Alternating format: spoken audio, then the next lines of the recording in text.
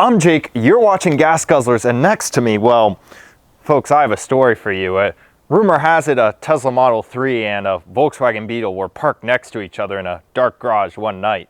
And I don't want to talk about what happened, but after about 9 months, this popped out. This is the Volkswagen ID4. Now looking at the front of the ID4, you can see there's no air intake. I mentioned that this vehicle has some resemblance / heritage from the Beetle, and the original Beetles were rear engine, so there was no front air intake. Similar situation here, except this vehicle is all electric, so it doesn't need all that air to feed an engine, and that means that it has kind of this flat smiling front fascia. Now let's talk about the lights, because the lights have the most stuff going on. You're going to get LED lights, but this is a top of the line Pro S model. That's going to get you projector headlights right here. You're also going to get the light bar that runs across the vehicle and an illuminated VW logo. Now, I want to point out to you probably the only negative thing I have to say about this exterior. If I open up the hood by pulling a lever inside and you come around, and there's a little latch somewhere here.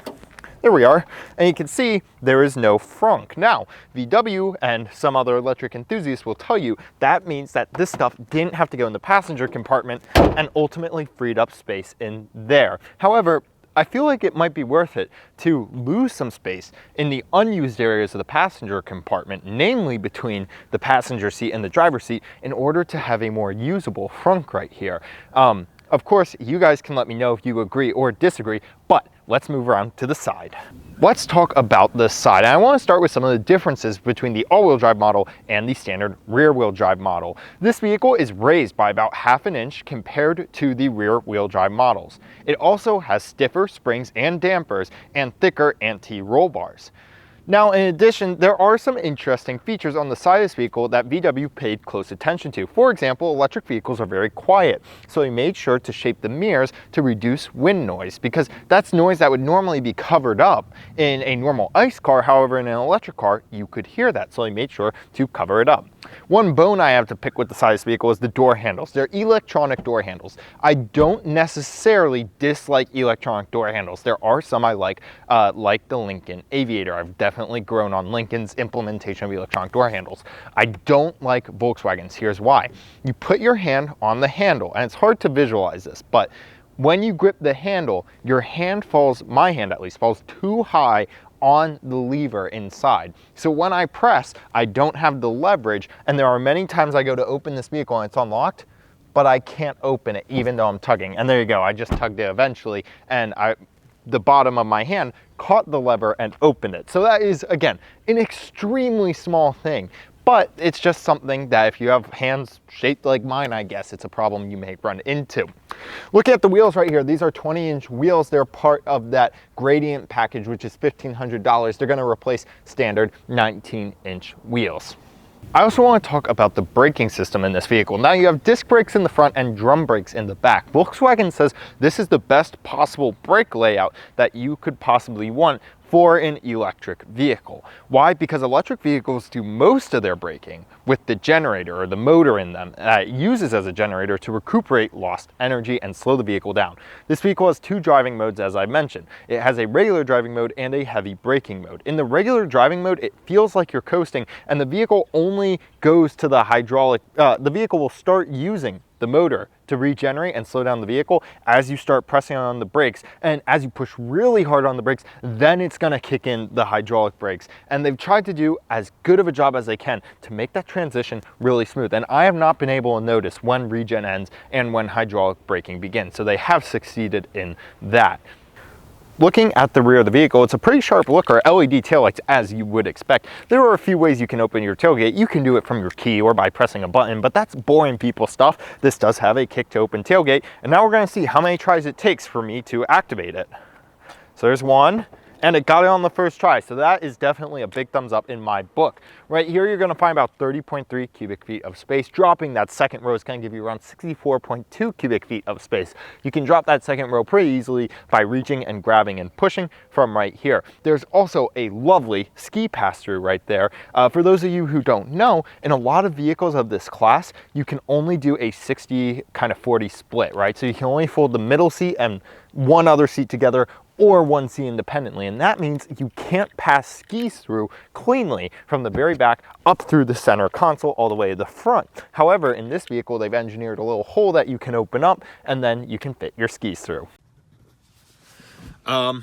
I'm afraid you all join me in a rather dire situation. I have locked myself in the rear of the car. I'm not joking. This was not planned. This just actually happened. And I'll explain to you how now. I was just filming that little clip you saw. You all are out there right now where I poked my head through this hole. There you all are. So I closed the door behind me. However, you can now see I'm not going anywhere. And that's because this vehicle has an electronic child lock that can be very easily activated from the front, as you can see right there. So if you climb in the back, you can easily, and that lock sometimes automatically turns on. If you brush it, it'll turn on by accident. It's really, really a terrible placement and terrible idea to make that capacitive. So let's see if I can get myself out here. There we go. And now I'm free and can get back to filming the video. Now let's talk powertrain. This is the all-wheel drive variant. The primary motor is in the rear. That's putting out 201 horsepower and 229 pound-feet of torque through a single-speed gearbox to those rear wheels. However, there is also a motor added to the front with the all-wheel drive variant. That's going to give you 107 horsepower and 119 pound-feet of torque. These motors are putting out well over 90% efficiency, which is really, really impressive. In your ICE car, only a very small amount of the power within that gasoline gets turned into motion. Most of it gets turned into heat and noise and just gets wasted, whereas in this vehicle, a lot of it is going to actually moving you, which is a really cool thing. Now this Pro S all-wheel drive is going to get around 240 miles of range. It uses liquid cooling to keep the battery at the right temperature, which is about 77 degrees Fahrenheit, and it's using liquid cooling to do that, which is really, really neat. In addition, they're really concerned about making this battery last, right? A big concern with these vehicles is we're going to build all these electric cars and the pouches are going to go bad within a few years, and we're going to do a huge amount of environmental damage when we throw away all these packs. Volkswagen says they aim for this pack to have about 70% of its life left after 100,000 miles or 8 years, whichever comes first. Frankly, that doesn't sound great to me. I mean, most cars, we think of 200,000 miles as a typical lifespan. Only guaranteeing that that battery is going to be decent for 100,000 of it doesn't really leave me with a warm, fuzzy feeling. Now, one of the most important parts of an electric vehicle for many people is the charging. We're here at our local Amazon Fresh where there is free charging. Now, this vehicle will take about 7.5 hours to charge to full battery on a level 2 charger. A level 2 charger is probably what you would install in your own home. However, using DC fast charging, this vehicle can charge from 5 to 80% in about 38 minutes. So there are many rest stops here in the DMV area that have that DC fast charging, and you can quickly plug in your vehicle and be on your way. Now, one thing to note is you get 3 years of use of Electrify America charging free with the purchase of a VW ID4. However, if you've seen some of our other electric vehicle videos where we may have gone and used Electrify America, you may know our experience with them has not been great so far, and really most of their chargers are usually broken or in poor shape. So that is something to consider. You are getting free charging, but you're probably not going to be able to use it because all their chargers are broken. One really nice feature of ID4 is that it locks the charger in place, so those darn kids can't prank you by unplugging it and leaving you stranded. All you have to do is unlock the vehicle using the key, and then you can simply just pull out and remove the plug. On the interior, this car feels like it's punching about 5 grand above its weight class, and I mean that in the best way possible. Everything is laid out very well. The screens are nice, bright, and clear. And in addition, having this brown leather right here with the contrast stitching, that white contrast stitching, really adds an upscale feel to the vehicle by giving a little bit of variety of colors. Also giving a little bit of a colorful pop to this car is that ambient lighting and the silver trim. All of it comes together to really make a more premium feeling interior. Also premium feeling are the seats. The leather used here is very nice feeling, and they have ID printed into them, or kind of etched into them, I guess you could say. All the tactile feels in this car are very good. One thing I could see a lot of journalists complaining about is the black plastic all over the touch points. This is something I go back and forth on. You guys can let me know your feeling, but if you've watched other automotive YouTubers and some of our old videos, you'll know a lot of journalists don't like kind of touching this matte black because it leaves a lot of fingerprints. If you're a clean freak, you'll probably not like it. If you don't care, then you won't care, and that's great. There is one piece of matte black plastic in this car that I don't like and think is inappropriate, and that would be on the key. Let me see if I can remember which pocket I put my key in. There we are. The key is matte black in here. If you have AirPods, you know what the problem is with having a plastic key like this, a shiny plastic key. This is going to get scratched to bits and be gross and all scratched up from your other keys, your wallet, your phone, etc. in your pocket.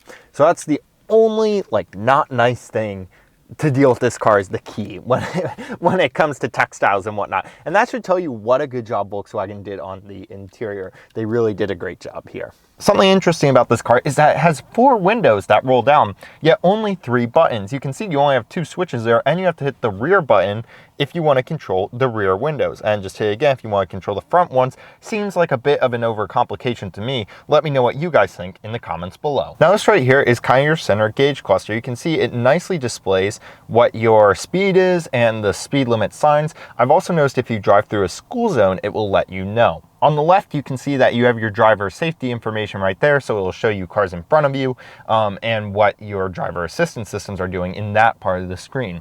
Then you have your battery range just below that, and this is actually a pretty simple screen. It's controlled using these buttons on the steering wheel, which have haptic feedback. You can see I'm not actually pressing anything, but I feel like I'm pressing this because there's a very strong haptic feedback. The haptic feedback here is actually really, really strong. I really feel convinced that this is pressing even though it's not. So they did a really good job there. And you can see as I kind of slide back and forth, I can choose which menu is emphasized using these buttons on the steering wheel.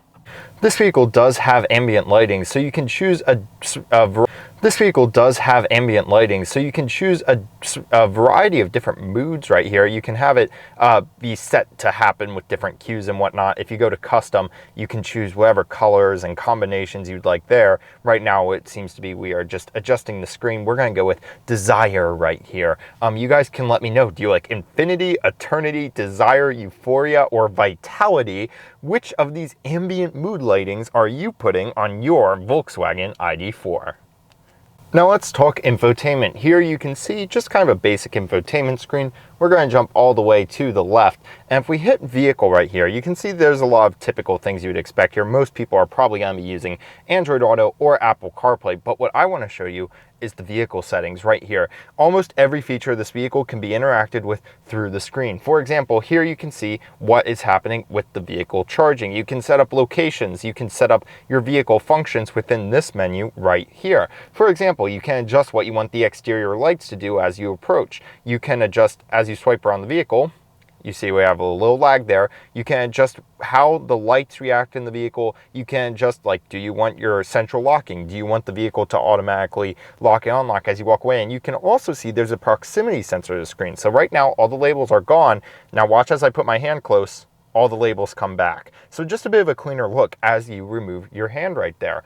One feature I found kind of neat was if you go to the interior and then you go to roof, you can choose. So I'm going to show you right now. You can see the roof is currently closed. And now let's take a look at the roof here. We can drag it back.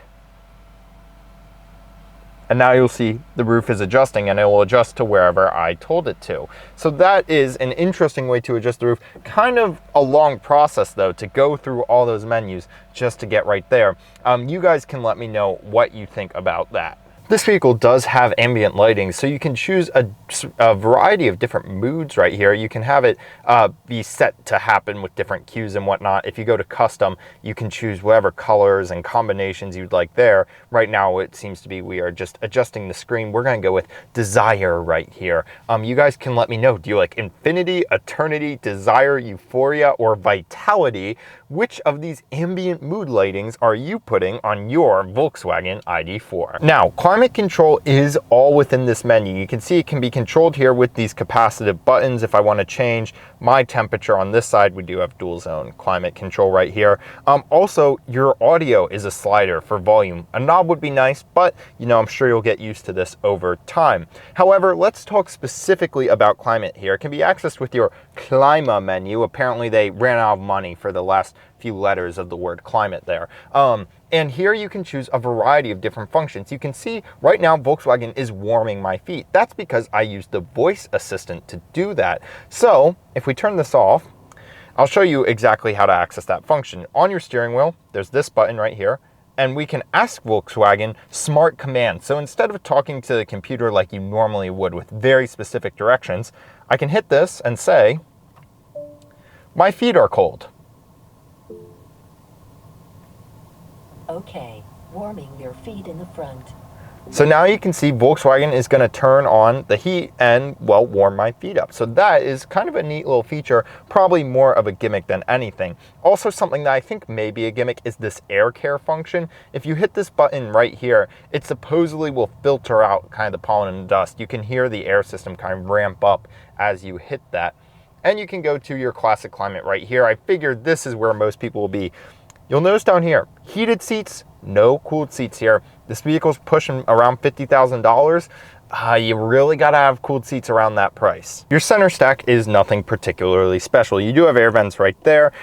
You have card holders right here, so you can slip like a credit card or parking pass in there. You do have cup holders with the mechanical nubs we love to see. In addition, you can actually remove them to have a more general use space right there. We do have USB-C and wireless charging down here, so lots of charging options. And this little cubby right here, you can do something interesting. You can either have a small little cup holder here, or you can remove this, and it's hard to do with one hand, but you get the idea. You can spin it around and then have a large cup holder for your big gulp. And of course, this can all be covered away nice and neatly. The rear seats of this vehicle are objectively a fantastic place to be. They're very comfortable. You might even be able to fit 3 6-foot tall people back here for a decent amount of time. You have a great amount of light let in by this gigantic glass roof right here. You have map pockets, you have vents, you have USB-C ports, which are future-proofed. The only bad thing back here is the fact that the cup holders that pull out in the middle are nubless. So there are no nubs to hold in your drink when you get your McDonald's Sprite. So that's kind of a downside, but everything else here is done perfectly. I do feel like the back of this vehicle is very sterile. It's very bland. And maybe that's just me. You can let me know if you agree or disagree in the comments. I don't know, I just feel like the front has a little more flair with the lights and whatnot, and something about that didn't get translated back here. One cool feature of the ID4 is that it makes an artificial noise when you're under 18 miles an hour, so pedestrians know you're coming. You know what else is coming up? Gas guzzlers. Be sure to like and subscribe for more weekly automotive content. Let's get back into it. Now, VW has a cool feature called Carnet, where you can control your car from an app on your phone. So all you're going to do is open the Carnet app on your phone, as I will do right now.